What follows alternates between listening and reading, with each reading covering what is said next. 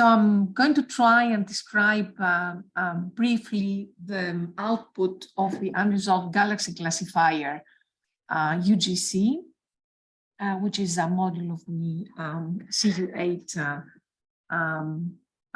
as you heard already from Rosanna.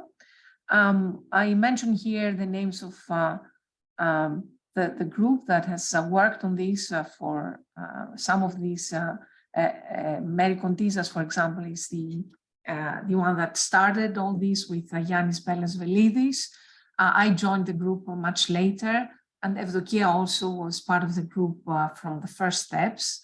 So I'm a late addition to the group in a sense, but I'm going to try and present all the effort that sort of give us the results that we see today in DR3 from the UGC. So the unresolved galaxy classifier is the extragalactic processing module of coordination unit CU8. It's essentially a redshift estimator, and it provides redshifts in the range between 0 and 0.6. In order to do that, it uses support vector machines, SVMs, and these support vector machines are applied to sources which have DSC comp mod galaxy probability larger or equal to 0.25. You have already heard about DSC, the discrete source classifier, and how it assigns probabilities to different classes of objects. The probability 0.25 is quite low, and it has the result of including some quasars in our sample, but we'll discuss that a bit later. Most of the objects, however, are galaxies. The G magnitude range that we are looking at is between 13th and 21st magnitude. And we use BPRP sampled mean spectra, for which the flux is defined for all the samples, all the wavelength bins that is. So these are the basic restrictions, let's say, of the sources to which the SVMs are applied and redshifts are determined. Not all of these are published, but we'll see later what are the limitations for the publishable redshifts. I list here the main relevant DR3 publications that people can look at if they want for more details, and also the online documentation.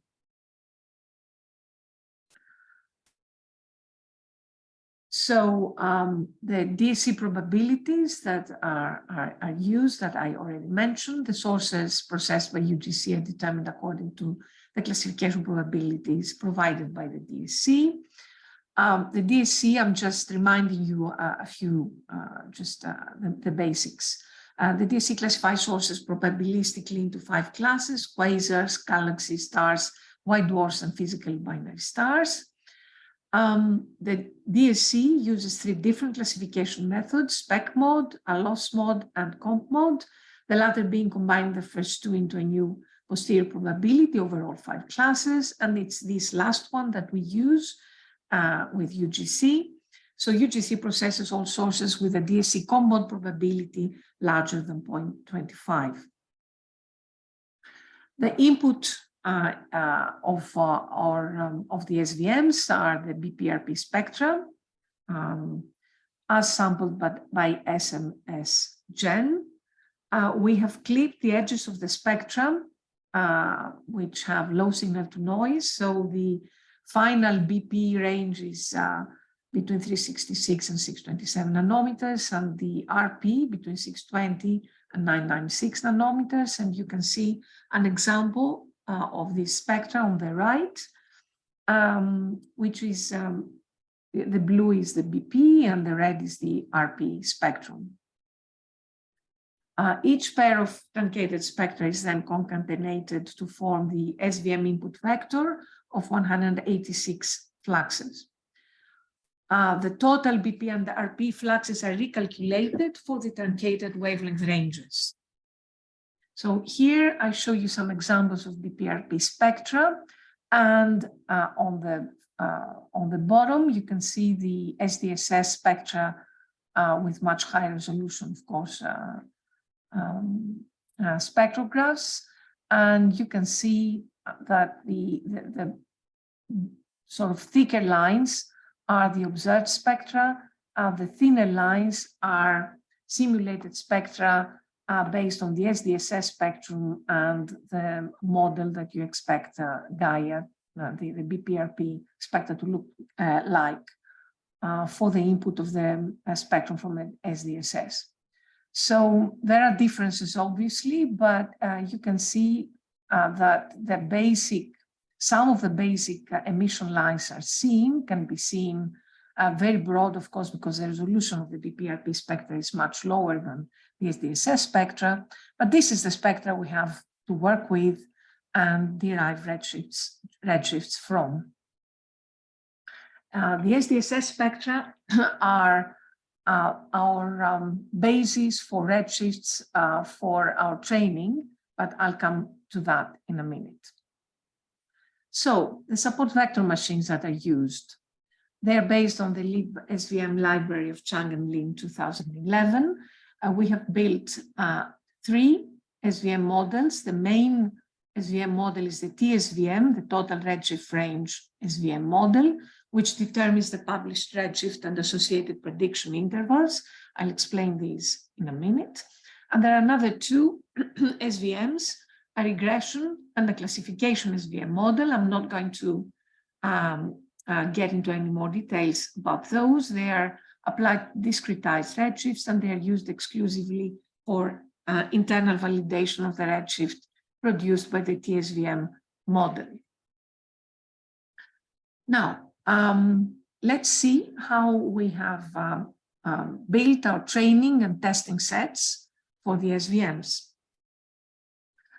We start with the SDSS DR16 galaxies. There are about 2.8 million galaxies in DR16. The database of SDSS includes colors in 5 bands, U, G, R, I, and Z, redshifts with errors, radii, and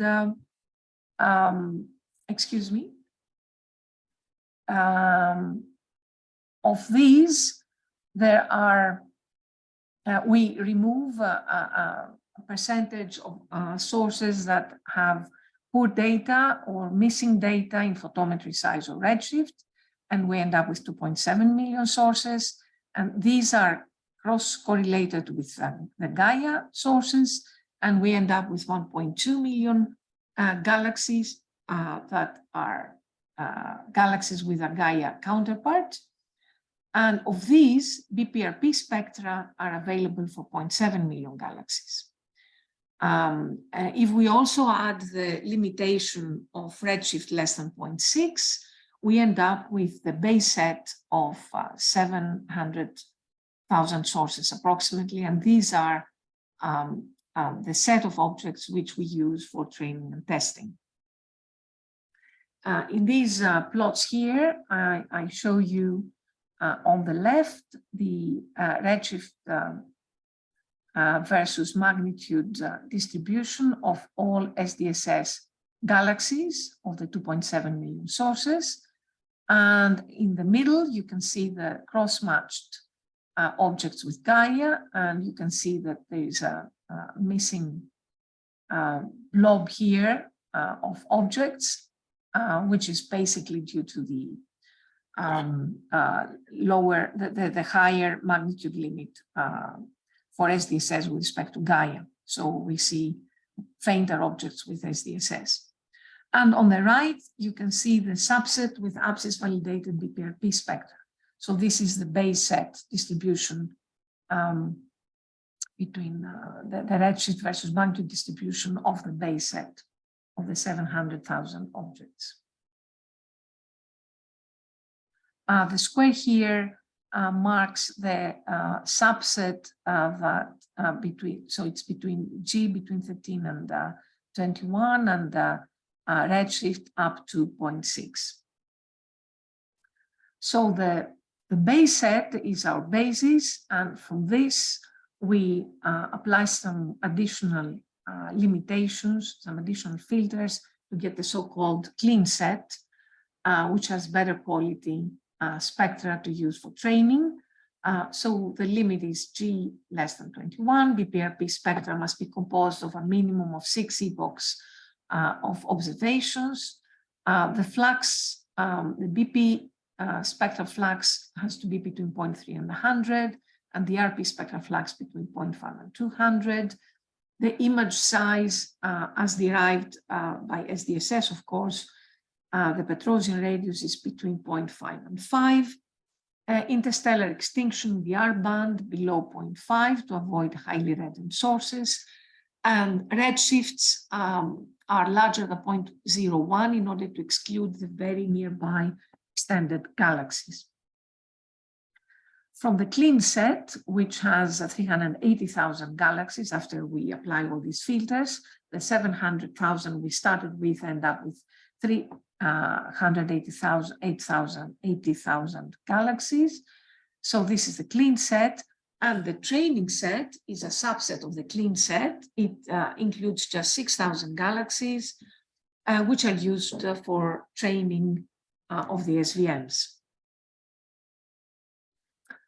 You see here the redshift distribution of the base set with red symbols, with the clean set shown with the blue symbols, and the training set, which is shown with the green symbols. And you can see that the base and clean sets have many objects at low redshifts and very few objects in high redshifts, and this leads to an imbalance in the training. So when we determined or decided which objects to use for training, we tried to reduce this imbalance between low and high redshifts.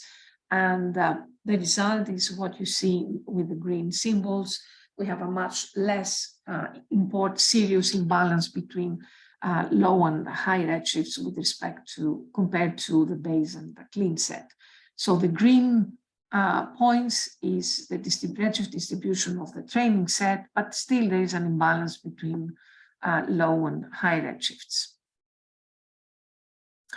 The UGC output, which is derived from the SVM, is a redshift value for each galaxy, and a redshift upper prediction limit and a redshift lower prediction limit. I'll explain in a bit how these are derived. And these appear in the extragalactic table, galaxy _ candidates. So how do we derive the prediction limits, which can be used in a sense as errors? We use the test set to calculate in redshift bins of 0.02 in size the difference, bias, and the RMS of the difference between the SDSS and the UGC redshifts for that particular redshift bin. So for each redshift, we know in which redshift bin it belongs to, and we assign the prediction limits that are derived for this particular bin from the comparison between UGC and SDSS redshifts. So this is the way these prediction limits are derived. So the redshift UGC lower limit is the redshift UGC minus the predicted difference mean difference, which is the bias, minus the RMS, and the upper is plus the RMS. So this is the way this is derived. And the value of the redshift upper minus the redshift lower over 2 can be used as an estimate of the uncertainty in the UGC redshifts. So these are not actual errors that are derived for each individual redshift value, but for the bin in which this particular redshift belongs, and it's based on the comparison between the UGC redshift and the SDSS redshift for the galaxies that belong to that same bin. So here I show you two plots that show the performance of the UGC in comparison with the SDSS DR16 spectra, of course, after we remove the 6,000 training objects used in the training set. On the left, you see the comparison for the base set, for the total of the 700,000 sources minus the 6,000 sources that are used for training. And you can see the 1-1 line is the red line, and you can see that the majority of the redshifts, especially for low redshifts, are along this line. You can see already that there is an offset at higher redshifts, and you can see this halo of erroneous or high error redshifts in yellow, but there are very few. So the color is in logarithmic scale, so the yellow is really very few objects. If we use the clean set, minus the 6,000 for training set objects, you get the plot that you see on the right-hand side, where you see a much better picture of the comparison between UGC and SDS, with a much smaller distribution of high error sources and a tighter concentration along the red line. On the whole, the UGC tends to overestimate low redshifts, and you can see that in the center better, where you can see that there is an overestimation here. There is a group of objects that are more objects that are above the line than below the line.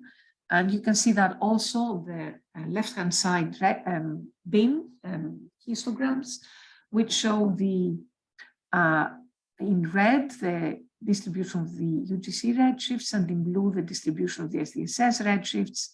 And you can see that there is a lack of objects in low redshifts for the UGC, and more UGC redshifts in higher values. So this is also an indication of this effect that I just mentioned of the overestimation of low redshifts by UGC. And you can also see it on the right-hand side, where we show the difference between UGC redshifts minus SDSS redshifts as a function of Gmag. And you can see that there is a tail of overestimated redshifts, especially for high magnitudes, bright objects, bright galaxies.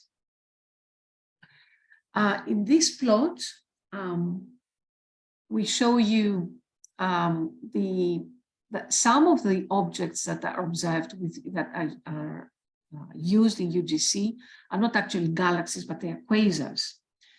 Although the training of the UGC is based only on galaxies, however, it predicts some redshifts for the quasars that actually happen to be in the sample.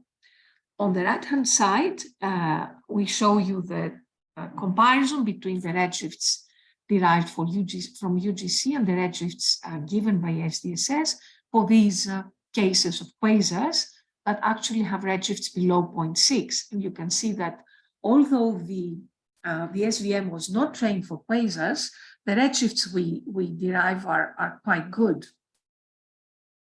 On the left-hand side, you can see that, of course, in the sample, there are objects that have higher redshifts than 0.6.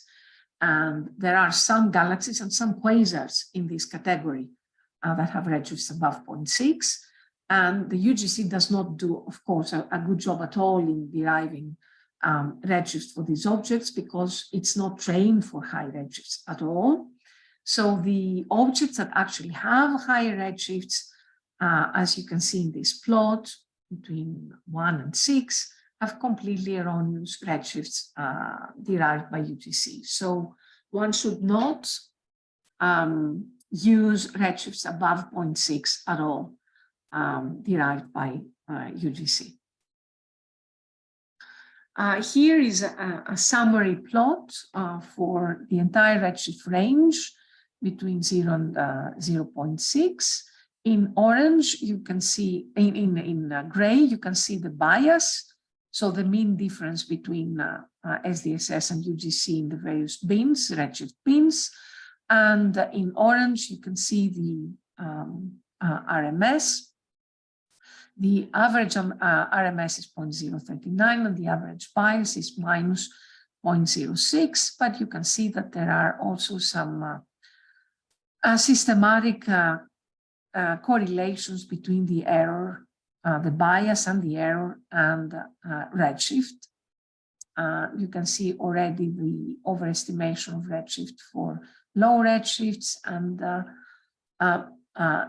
another overestimation again around 0.3 to 0.4, and then the high redshift regime that has various problems both in bias and in the RMS, but this is expected because the training is not very good for high redshift objects. There are very few objects with high redshifts in our training sample, and that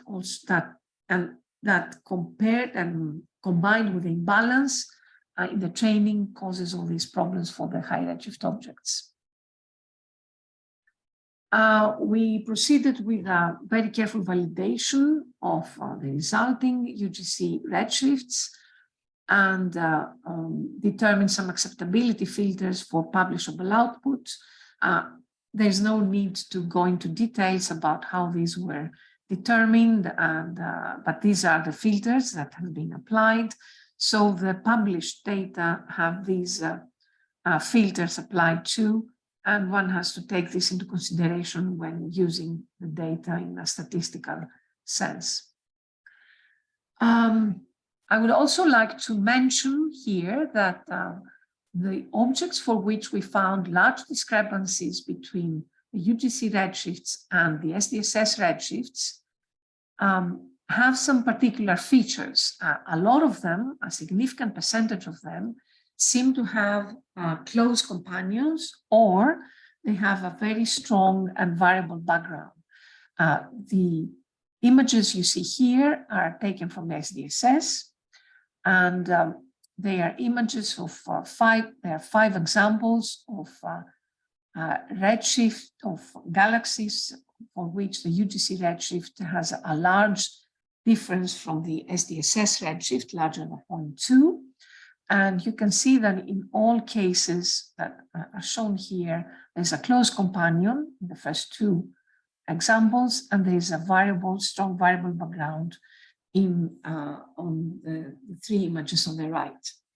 So this is not the case for all discrepant SDSS versus UGC redshifts, but it's a significant percentage. So for DR4, we are probably going to think of ways of taking that into account for our publishable results. Here we show color diagram of the output of the UGC, so colored in terms of redshift from 0 to 0.4, and you can see that there's a very small number of sources around 0.6. The majority of sources are at lower redshifts. Here is the sky distribution of our sources, the published galaxies with the redshifts, and of course there are large gaps that are caused by the way that the objects have been filtered, especially in terms of the number of epochs. As I said at the beginning, we have only considered objects for which there are at least 6 epochs combined in the BPRP spectrum. This causes all these gaps and so on. And we also have the extinction filter that causes these gaps near the galactic plane, of course. And here you can see a zoom in the region which has the fewer problems, and you can probably start seeing some sort of structure, large-scale structure, which hopefully will be much more believable in the next releases, data release 4 and data release 5, which will have much fewer problems in terms of coverage. So for future data releases, the plans are more or less the following. The original UGC module was designed to provide several parameters in addition to redshift, extinction, star formation rates, etc. The basis for this was a synthetic library of galaxy spectra simulated with the updated Gaia data model. And for Gaia DR3, we are performing extensive tests to investigate the effect of various SVM parameters on the results and to improve on training. We are going to try and use SDSS classes, probably 2 or 3, to train the SVMs and classify the observed DPRP spectra to give some additional information about the galaxies, for example, to give a class for galaxies that have strong emission lines and galaxies that have less strong emission lines or something like that. It is not clear if we're going to be able to give star formation rates, and that was the original plan, but we are planning to at least give some additional information about the type of galaxies that we are looking at. So this is more or less what we are planning for DR4, and for DR5 probably we are going to revisit the approach of the synthetic spectra with the aim of producing an improved semi-empirical library. So that's all from me. Thank you very much.